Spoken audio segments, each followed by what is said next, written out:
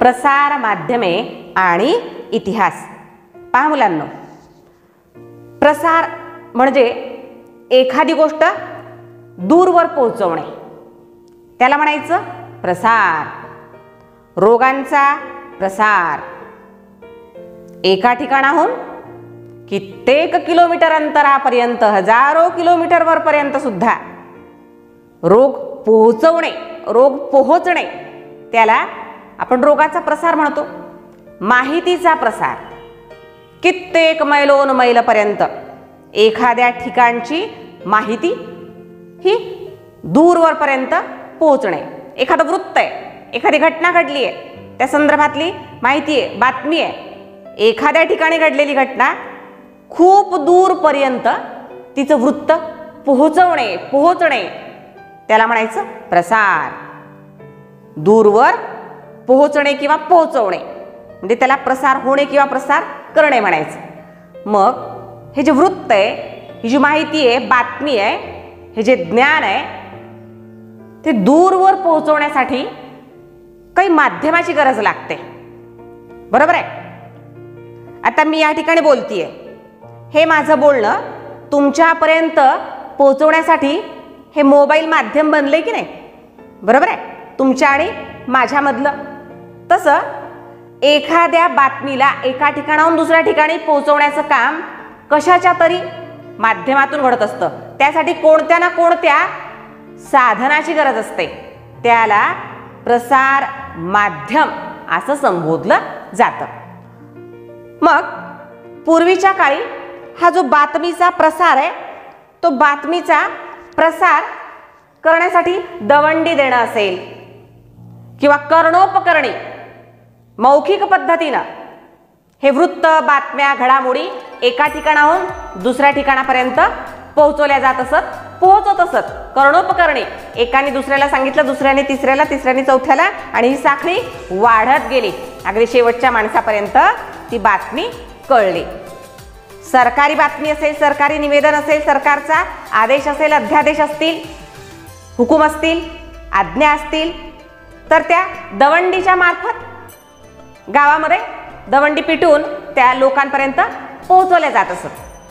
म्हणजे पूर्वापार बातम्या या एका ठिकाणाहून दुसऱ्या ठिकाणी पोहोचत आल्यात.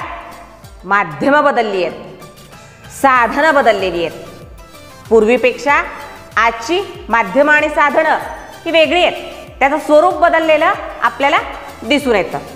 मग आज आपण प्रसार माध्यम म्हणून ज्याचा खूप मोठ्या प्रमाणामध्ये वापर करतो, जे खूप मोठ्या प्रमाणात आम्हाला उपयोगी पडतं, असं वृत्तपत्र, या प्रसार माध्यमाचा त्याची सुरुवात कशी झाली, त्याचा जन्म कसा झाला, त्या संदर्भात आपण थोडीशी ओळख करून घेऊ.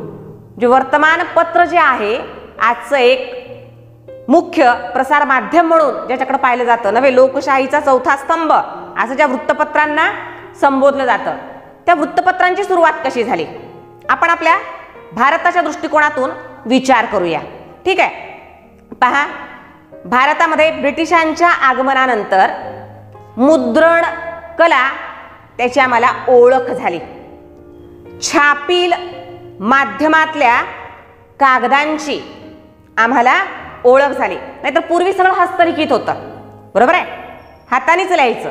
पण ब्रिटिशांच्या आगमनानंतर मुद्रण यंत्र, मुद्रण कला आणि त्यातून छापील अशी वर्तमानपत्र, वृत्तपत्र, पत्रक ही आम्हाला पाहायला मिळायला लागली. आणि नंतर आम्ही पण त्याच पद्धतीचा अवलंब केला. बरोबर आहे. मग ही जी वृत्तपत्र असतात, वृत्तपत्र म्हणजे नेमकं काय? तर वृत्तपत्र म्हणजे बातम्या किंवा अग्रलेख, लोकांची मतं, जाहिराती, पूरक, रंजक अशी जी ज्ञानवर्धक अशी माहिती ज्याच्यामध्ये, ज्या पत्रामध्ये समाविष्ट केलेली असते, ज्या माहितीचा ज्या पत्रामध्ये समावेश असतो, असं ठराविक वेळी, असं पत्र जे ठराविक वेळी नियमितपणे छापून वितरित केलं जातं. ठराविक वेळी छापून नियमितपणे छापलं जातं.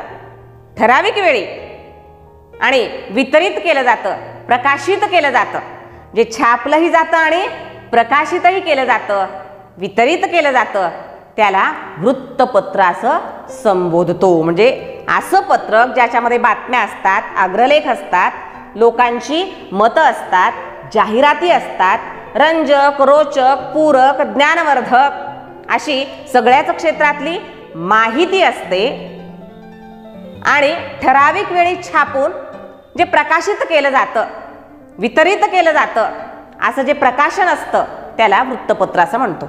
मग या वृत्तपत्रांमध्ये स्थानिक, राष्ट्रीय, प्रादेशिक, आंतरराष्ट्रीय अशा विविध क्षेत्रातल्या सामाजिक, राजकीय, आर्थिक, सांस्कृतिक अशा विविध क्षेत्रातल्या बातम्या त्याच्यामध्ये एकत्रित केलेल्या असतात, त्याच्यामध्ये छापलेल्या असतात. आणि त्यामुळं दैनंदिन वर्तमानातलं जे जीवन आहे त्यात घडणाऱ्या ज्या घटना आहेत, वर्तमानातल्या दैनंदिन घटनांची जी नोंद आहे एक ऐतिहासिक दस्तऐवज म्हणून वर्तमानपत्राच्या रूपाने आपल्यासाठी ती उपलब्ध होत असते. म्हणून वर्तमानपत्राकडे ऐतिहासिक दस्तऐवज म्हणून सुद्धा पाहिलं जातं. कारण छापील स्वरूपात त्या ज्या बातम्या आहेत त्या दीर्घकाळपर्यंत अभ्यासकाला अभ्यासण्यासाठी सहज उपलब्ध होऊ शकतात. बरोबर आहे. त्याच्यासाठी काही फार सायास करण्याची गरज नाही, प्रयत्न करण्याची गरज नाही, सहजासहजी उपलब्ध होणारं असं एक ते प्रसार माध्यम आहे. त्यामुळे ऐतिहासिक दस्तऐवज म्हणून सुद्धा त्याच्याकडं इतिहासकार, अभ्यासक, विद्यार्थी पाहत असताना दिसतात. तर असं हे वर्तमानपत्र, त्याची पूर्वसुरी कशी तयार झाली, त्याची पार्श्वभूमी, त्याची पूर्वपीठिका, म्हणजे आजचं जे स्वरूप आहे वर्तमानपत्राला आलेलं एक छापील प्रसार माध्यमाचं, ते येण्यासाठी कोणकोणत्या टप्प्यांमधून या वर्तमानपत्राला जावं लागलं आजचं स्वरूप प्राप्त होण्यासाठी. तर पहा, आपल्या पुस्तकामध्ये हा मुद्दा दिलेला आहे आणि त्याच्यावरती 3 गुणांसाठी सविस्तर उत्तरे लिहा हा प्रश्न विचारला जाऊ शकतो. एक 6-7 मुद्दे दिलेले आहेत आणि आपल्याला 3 गुणांसाठी ते सगळे मुद्दे लिहिणं आवश्यक आहे. तर सुरुवात कशी झाली? अगदी प्राचीन काळाचा जर विचार केला, वृत्त, बातमी एका ठिकाणाहून दुसऱ्या ठिकाणी कशा पद्धतीनं लिखित स्वरूपात पोहोचवली जायची. दवंडी पिटून नाही मुलांनो, लिखित स्वरूपात, कर्णोपकरणी नाही, मौखिक पद्धतीनं नाही, लिखित स्वरूपात. कारण आपण वर्तमानपत्रांची पूर्वपीठिका, वर्तमानपत्रांची पार्श्वभूमी कशी तयार झाली ते पाहतोय ना. लिखित स्वरूपात संदेश पोहोचवणं, त्या संदर्भात माहिती पाहतोय ना आपण. ठीक आहे.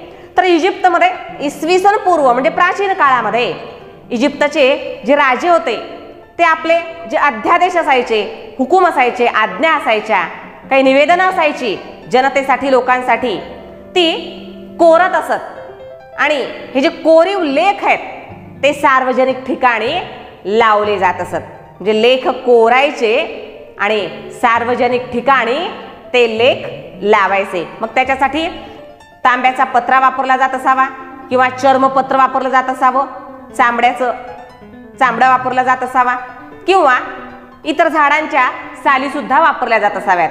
पण कोरीव लेख हे सार्वजनिक ठिकाणी काय केले जात? चिकटवले जात, लावले जात, ज्याच्यावरती राजाच्या आज्ञा, आदेश, अध्यादेश, निवेदनं ही कोरलेली असायची. त्यानंतर प्राचीन असं रोमन साम्राज्य, हे जे रोमन राजे होते ते रोमन राजे कागदावरती त्यांच्या ज्या आज्ञा आहेत, आदेश आहेत, हुकूम आहेत, ते त्यांच्या सूचना, निवेदन आहेत ते कागदावरती लिहून ते प्रांतोपप्रांती, साम्राज्यामध्ये जे अनेक प्रांत होते त्या प्रांतांमध्ये अधिकाऱ्यांच्या मार्फत, कर्मचाऱ्यांच्या मार्फत काय केले जात? ते वाटले जात. म्हणजे इजिप्तमध्ये प्राचीन काळामध्ये सार्वजनिक ठिकाणी कोरीव लेख लावले जात, चिकटवले जात, जिथं सगळे लोक पाहू शकतील अशा ठिकाणी. तर रोमन साम्राज्यामध्ये लेख लिहून प्रांतांमध्ये ती कागद, ते पत्र वाटलं जायचं. तर ज्युलियस सीझर या रोमच्या राजाच्या काळामध्ये छोटंसं ॲक्टा डायर्ना, नाव काय? ॲक्टा डायर्ना, डेली न्यूज, ज्याच्यावरती रोजच्या बातम्या ज्याच्यामध्ये छापल्या जात. म्हणजे ज्युलियस सीझरच्या काळामध्ये छोट्याशा मूळ स्वरूपातल्या वर्तमानपत्राला सुरुवात झालेली होती, कारण त्याला नाव पण दिलेलं होतं ॲक्टा डायरना. डेली ॲक्ट म्हणजे रोजच्या घडामोडी, रोजच्या बातम्या ह्या त्याच्यामधून प्रसारित केल्या जायच्या. मग देशातल्या, राजधानीतल्या विविध घडामोडींच्या संदर्भातली माहिती, वृत्त त्याच्यामध्ये लिहिलं जायचं आणि ते सार्वजनिक ठिकाणी लावलं जायचं, ज्या ठिकाणी लोक पाहू शकतील. त्याच्या पुढं चीनमध्ये प्रांतामध्ये अशा बातम्या असलेली जी पत्रकं होती ती वाटली जात. तर इंग्लंडमध्ये, चीनमध्ये 7व्या शतकात आणि इंग्लंडमध्ये सुद्धा त्याच काळामध्ये साधारणपणे ही विविध बातम्यांची देश आणि विदेशातल्या, राजधानीतल्या, देशातल्या विविध स्वरूपाच्या महत्त्वपूर्ण घडामोडींच्या संदर्भात माहिती लिहिली जात आणि ही पत्रकं लोकांमध्ये वाटली जात. जे चीनमध्ये सुद्धा पत्रकं वाटण्याची पद्धत इसवी सन 7व्या शतकामध्ये होती आणि इंग्लंडमध्ये सुद्धा मध्ययुगामध्ये ही अशी पत्रकं राजाच्या मार्फत लोकांमध्ये सार्वजनिक ठिकाणी वाटली जात. आमच्या भारतामध्ये सुद्धा बातमीचा प्रसार कसा व्हायचा? भारतामध्ये बातमीचा प्रसार व्हायचा तो मुख्यतः 2 माध्यमातून. एक तर राजाचे प्रतिनिधी हे राजाच्या दरबारात वेगवेगळ्या ठिकाणाहून आणलेली माहिती राजाला सादर करीत, नाहीतर बरेच फिरस्ते जे पर्यटक असायचे किंवा प्रवासी असायचे, बऱ्याच लांबचा प्रवास करावा लागायचा, त्यामुळं मजल दरमजल करत कुठं विश्रांती घेत थांबत पुढच्या प्रवासाला लागावं लागायचं, कारण लांब लांबची ठिकाणं महिनोन महिने प्रवास करावा लागायचा. त्याच्यासाठी राजे लोकांकडून धर्मशाळांची व्यवस्था करण्यात आलेली होती, जिथं राहता यावं, झोपता यावं, स्वयंपाक करून खाता यावं अशी व्यवस्था धर्मशाळेच्या ठिकाणी करण्यात आलेली होती. त्या धर्मशाळांमध्ये हे फिरस्ते, हे प्रवासी, पर्यटक, व्यापारी जेव्हा उतरत तेव्हा ते आजूबाजूच्या जमलेल्या लोकांना इतर राज्यातली, इतर ठिकाणाची माहिती मोठ्या रोचक, रंजक अशा पद्धतीनं सांगत आणि त्यातून सुद्धा बातमीचा प्रसार व्हायचा, वृत्त कळायचं. अशा पद्धतीने वर्तमानपत्राची पूर्वपीठिका तयार झालेली आपल्याला दिसून येते. तर पहिला मुद्दा काय असेल वर्तमानपत्रांची पूर्वसुरीचा? पुस्तकामध्ये सविस्तर दिलेला आहे मुलांनो. पहिला मुद्दा आहे इजिप्तचा, दुसरा आहे रोमन साम्राज्याचा. आपल्याला कुठले मुद्दे लिहावे लागतील त्या संदर्भात मी फक्त थोडंसं हिंट देते आहे. ज्युलियस सीझरचा तिसरा मुद्दा, मग ॲक्टा डायरनाच्या अनुषंगाने आपल्याला माहिती लिहावी लागेल. चौथा मुद्दा आहे चीन, पाचवा आहे इंग्लंड आणि सहावा आहे धर्मशाळेच्या माध्यमातून कशा पद्धतीनं बातमीचा प्रसार व्हायचा, वृत्त कळायचं देशोदेशीचं आणि राजाच्या दरबारातील प्रतिनिधी. तर अशा पद्धतीनं आपल्याला 6 ते 7 मुद्दे या उत्तराच्या अनुषंगाने लिहायचे आहेत. वर्तमानपत्रांचं पूर्वसुरी स्पष्ट करा असा जर प्रश्न आला तर. त्याच्या पुढे आपण बघतोय आमच्या भारतामध्ये पहिलं वर्तमानपत्र कोणतं सुरू झालं? तर आमच्या भारतातलं जे पहिलं वर्तमानपत्र आहे ते इंग्लिश भाषेमध्ये सुरू झालं. साहजिकच, कारण ब्रिटिशांच्या नंतरच आमच्याकडं मुद्रणकला तिचा विकास झालेला दिसून येतो. आणि बेंगॉल गॅझेट हे आमच्या भारतातलं पहिलं इंग्रजी भाषेतलं वर्तमानपत्र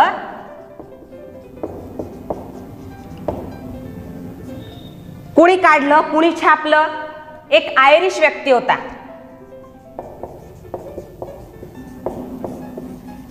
त्याचं नाव आहे जेम्स ऑगस्टस हिकी, ज्यानं 29 जानेवारी 1780 मध्ये पहिलं इंग्रजी भाषेतलं वर्तमानपत्र छापलं. त्यानंतर 1826 मध्ये मुलांनो हिंदी भाषेतलं पहिलं वर्तमानपत्र उदंत मार्तंड हे आम्ही भारतीयांनी छापलं. त्याचा उल्लेख आपल्या पुस्तकामध्ये दिलेला नाहीये. आपल्या पुस्तकामध्ये महाराष्ट्रातलं पहिलं वृत्तपत्र जे आचार्य बाळशास्त्री जांभेकरांनी पहिल्यांदा त्याचं संपादन केलं त्याची माहिती दिलेली आहे. दर्पण हे 1832 मध्ये मुंबईत आचार्य बाळशास्त्री जांभेकरांनी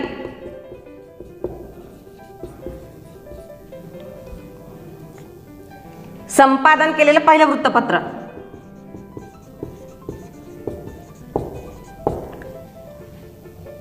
हे आद्य संपादक संबोधलं जातं पहा आचार्य बाळशास्त्री जांभेकरांना. म्हणून तर 6 जानेवारी हा त्यांचा जन्मदिवस जो आहे 6 जानेवारी तो पत्रकार दिवस म्हणून किंवा पत्रकार दिन म्हणून साजरा केला जातो.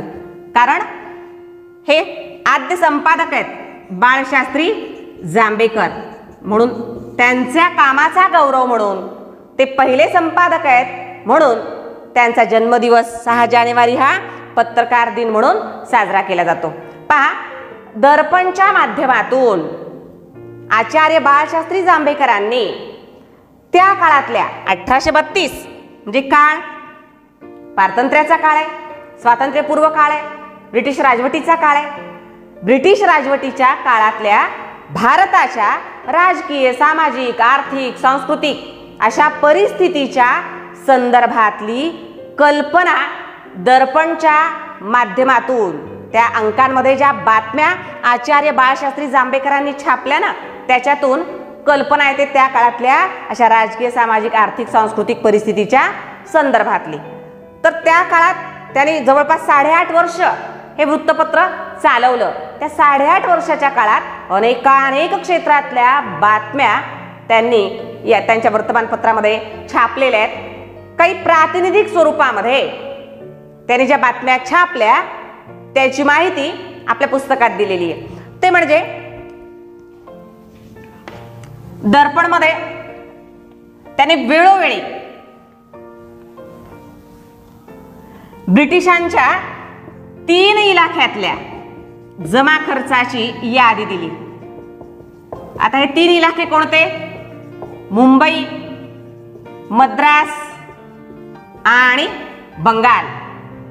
हे ब्रिटिशांनी त्यांच्या राज्यकारभाराच्या सोयीसाठी केलेल्या प्रांतांची, या 3 इलाखा म्हणजे प्रांत, प्रदेश, तो भाग, त्या 3 इलाख्यातल्या जमा खर्चाची यादी दिली. म्हणजे त्यांच्याकडे पैसा किती जमा होतोय साऱ्याच्या रूपाने, कराच्या रूपाने, आणि भारतावर ते किती खर्च करतायत या संदर्भात माहिती दर्पणच्या अंकांमध्ये आचार्य बाळशास्त्री जांभेकरांनी दिली. म्हणजे त्या काळातली आर्थिक स्थिती, राजकीय परिस्थिती या संदर्भात कल्पना या मुद्द्यावरून येऊ शकते. त्यानंतर ब्रिटिशांना सतत रशिया भारतावर आक्रमण करेल.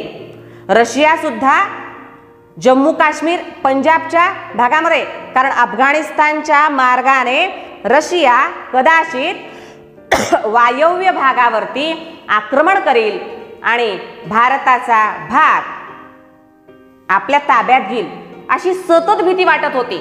ती भीती व्यक्त केलेली होती आचार्य बाळशास्त्री जांभेकर यांनी दर्पणच्या अंकामध्ये.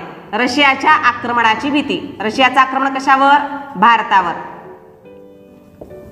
ही भीती कुणाला वाटत होती? सतत ब्रिटिश सरकारला वाटत होती. ती भीती व्यक्त केलेली आहे. म्हणजे एवढं मोठं ब्रिटिश सरकार ज्याला आम्ही घाबरतो भारतीय माणसं, ते सुद्धा कुणाला तरी खूप घाबरतं. या संदर्भातले विचार त्यांचं मत होतं. त्यानंतर ब्रिटिश स्वच्छतेचे पुजारी, अनेक आरोग्यदायी अशा सवयी त्यांना होत्या. ब्रिटिशांनी भारतामध्ये राज्यकारभार करीत असताना स्वच्छतेकडे विशेष लक्ष दिलं आणि त्यामुळं स्वच्छता मंडळांची स्थापना शहरांमध्ये केलेली होती. आणि त्याच्यापासून आपणही भारतीयांनी प्रेरणा घ्यावी. ते कसे स्वच्छतेचे उपासक आहेत, ते आरोग्याच्या किती चांगल्या सवयी त्यांना आहेत, त्या पद्धतीचं वर्तन आणि वागणं आम्हा भारतीय लोकांचं सुद्धा असावं. त्यांच्या काही चांगल्या ज्या प्रवृत्ती आणि वृत्ती आहेत, सवयी आहेत, त्या आपण स्वीकारल्या पाहिजेत, अंगीकारल्या पाहिजेत. त्या दृष्टिकोनातून त्यांनी अशा बातम्या छापलेल्या होत्या. त्याच्या पुढं ब्रिटिशांच्या काळातच कलकत्ता या ठिकाणी पहिल्या सिनेमा थिएटरची निर्मिती झालेली होती. त्या थिएटरची बातमी दिलेली होती.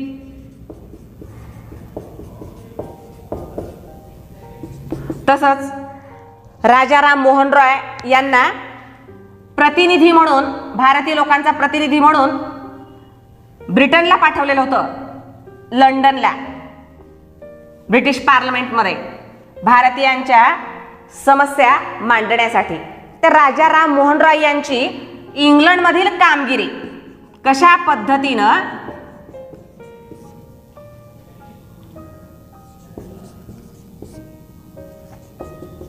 त्यांनी भारतीयांची परिस्थिती, भारतीयांच्या समस्या, या ठिकाणची सामाजिक परिस्थिती यांच्या संदर्भामध्ये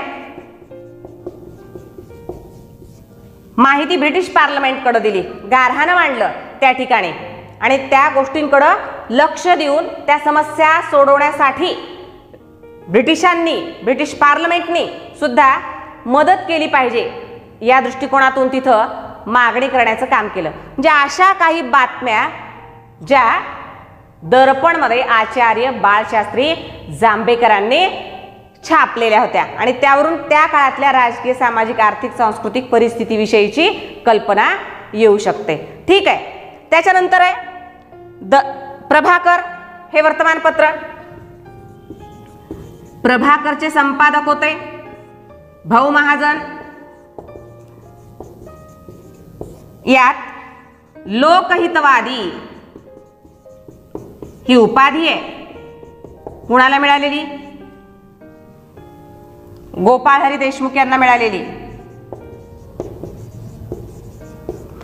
याने समाज प्रबोधनपर अशी 108 शतपत्र प्रभाकर या वृत्तपत्रातून छापून आणली. लोकहितवादींची शतपत्र समाजामध्ये ज्या ज्या वाईट रूढी, प्रथा, परंपरा होत्या, चालीरीती होत्या, त्याच्यावरती ताशेरे ओढण्याचं काम शतपत्रामध्ये केलं. ज्या समस्या आहेत त्याच्या संदर्भात लोकांमध्ये जागृती निर्माण करण्याचं काम शतपत्रांच्या माध्यमातून केलं गेलं. चांगल्या चालीरीती, रूढी, परंपरांचं कौतुकही केलं, पण ज्या वाईट चालीरीती, अनिष्ठ परंपरा आहेत त्याच्यामुळे समाजाचं कसं नुकसान होत आहे याबद्दल समाजाला जागरूक करणं अत्यंत आवश्यक आहे, म्हणून त्यांनी या वर्तमानपत्रामध्ये लेखन केलं. प्रभाकरमध्येच भाऊ महाजन यांनी फ्रेंच राज्यक्रांतीविषयी सुद्धा माहिती लिहिली. 1789 मध्ये फ्रान्समध्ये झालेली फ्रेंच राज्यक्रांती, जो लोकांचाच उठाव होता, लोकांनीच घडून आणलेली, सामान्य लोकांनी घडून आणलेली अनियंत्रित राजाच्या विरोधातली ही क्रांती होती. जे राजा जर अनियंत्रित असेल, शासन जर अनियंत्रित असेल, लोकांच्या कल्याणाची भूमिका घेत नसेल, तर लोकांनीच अशा प्रकारचं अन्यायी, अत्याचारी शासन उलथून पाडण्यासाठी प्रयत्न केला पाहिजे. ही प्रेरणा प्रभाकरमधून भाऊ महाजन यांनी मराठी लोकांना, भारतातल्या लोकांना देण्याचं काम केलं. त्यानंतर आहे ज्ञानोदय. ज्ञानोदयचं वैशिष्ट्य म्हणजे भारतामध्ये पहिल्यांदा वृत्तपत्रांमध्ये चित्र छापण्याचं काम, तो मान ज्ञानोदयला जातो. आशिया खंडाचा नकाशा आणि युरोप खंडाचा नकाशा, या दोन्ही खंडाचे नकाशे पहिल्यांदा ज्ञानोदय या वर्तमानपत्रामध्ये छापण्यात आले. युरोपचा आणि आशिया खंडाचा नकाशा. यासोबतच नव्यानेच विजेच्या साह्याने बातमी पोहोचवण्याचं एक यंत्र निर्माण केलं गेलं होतं. त्याच्या संदर्भातली माहिती, ज्याला टेलिग्राफ असं म्हणतात, विजेच्या साह्याने बातमी पोहोचवणारे यंत्र म्हणजे टेलिग्राफ, त्याच्या संदर्भात पण माहिती ज्ञानोदयमध्ये देण्यात आलेली होती. त्यासोबत 1857चा जो उठाव झाला, 1857चं स्वातंत्र्य समर, त्या उठावाच्या संदर्भातल्या बातम्या ज्ञानोदयमध्ये छापून आलेल्या होत्या. त्याशिवाय चाक्या म्हसोबा या शीर्षकाच्या अंतर्गत भारतामध्ये 1853 मध्ये पहिल्यांदा रेल्वे आली ना, त्या रेल्वेविषयीची, भारतीय रेल्वेविषयीची बातमी छापून आणण्यात आलेली होती, चाक्या मसोबा या शीर्षकाच्या अंतर्गत. तर या पद्धतीनं ज्ञानोदय मधून सुद्धा भारतातल्या तत्कालीन विविध क्षेत्रातल्या परिस्थितीच्या संदर्भामध्ये ब्रिटिश काळातल्या, स्वातंत्र्यपूर्व काळातल्या भारतातल्या परिस्थितीविषयीची माहिती आपल्या ज्ञानोदयमधून येऊ शकते. त्यानंतर 2 वर्तमानपत्रांचा उल्लेख आपल्या पुस्तकात केलेला आहे. एक आहे हिंदू प्रकाश.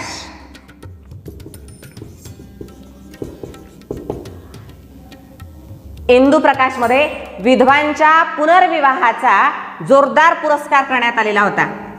कारण आमच्या भारतामध्ये काही सवर्णांमध्ये विधवा पुनर्विवाहास बंदी होती.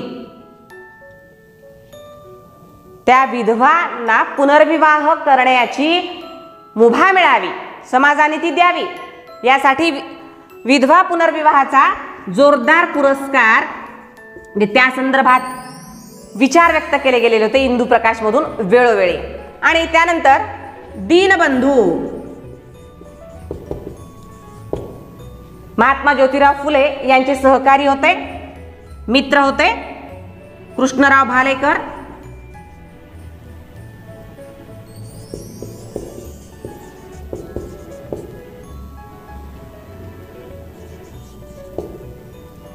आणि त्याने दीनबंधूमधून कृष्णराव भालेकरांनी बहुजन समाजाच्या परिस्थितीच्या संदर्भात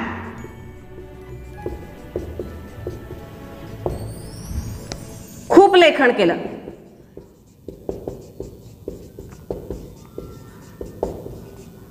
महात्मा ज्योतिराव फुल्यांचे हे सहकारी होते. त्यांनी बहुजन समाजाच्या परिस्थितीच्या संदर्भात, त्यांची जी खस्ताहाल परिस्थिती होती, ती परिस्थिती सुधारण्याची नितांत गरज होती आणि सरकारनं त्याच्यासाठी लक्ष देणं, लक्ष पुरवणं अत्यंत गरजेचं होतं. त्या अनुषंगाने बहुजन समाज म्हणजे मग त्यामध्ये अनुसूचित जाती, अनुसूचित जमाती, मागासवर्गीय, अप्रगत या लोकांचा समावेश होतो. ठीक आहे. त्यांची परिस्थिती सुधारण्याच्या दृष्टिकोनातून सरकारने प्रयत्न करावेत म्हणून सरकारचं लक्ष केंद्रित करण्याचा प्रयत्न दीनबंधूच्या मार्फत कृष्णराव भालेकरांनी केलेला आपल्याला दिसून येतो. त्यानंतर आहे केसरी आणि मराठा. लोकमान्य बाळ गंगाधर टिळक आणि आगरकर, गोगा आगरकर